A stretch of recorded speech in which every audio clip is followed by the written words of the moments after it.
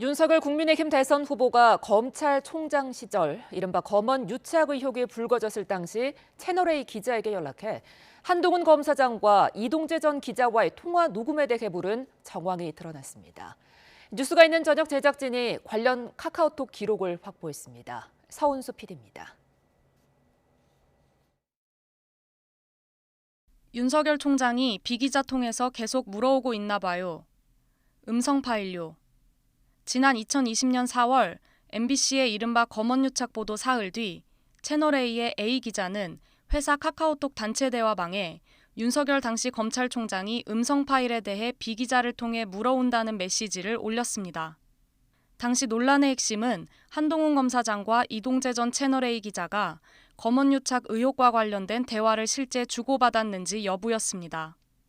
MBC는 채널A 이동재 전 기자가 이철 신라젠 대주주 측에 윤석열 당시 검찰총장의 최측근 검사장과 대화를 나눈 대화 음성 파일을 들려주며 유시민 노무현 재단 이사장의 비위를 털어놓으라고 압박했다고 보도했습니다.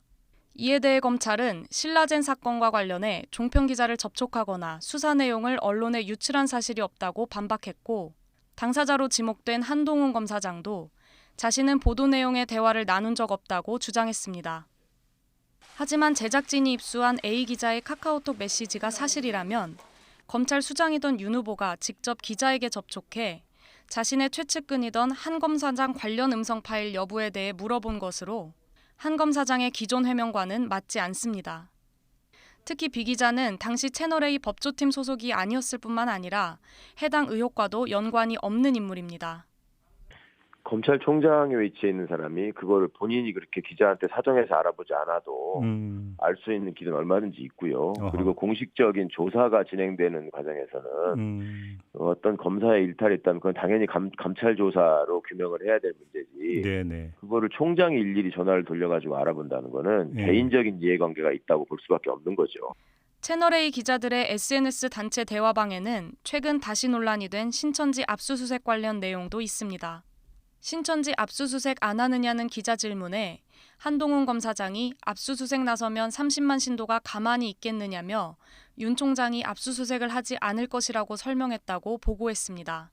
더불어민주당은 윤 후보가 신천지 압수수색을 거부한 이유를 밝히라며 윤 후보와 신천지의 의혹을 제기했습니다.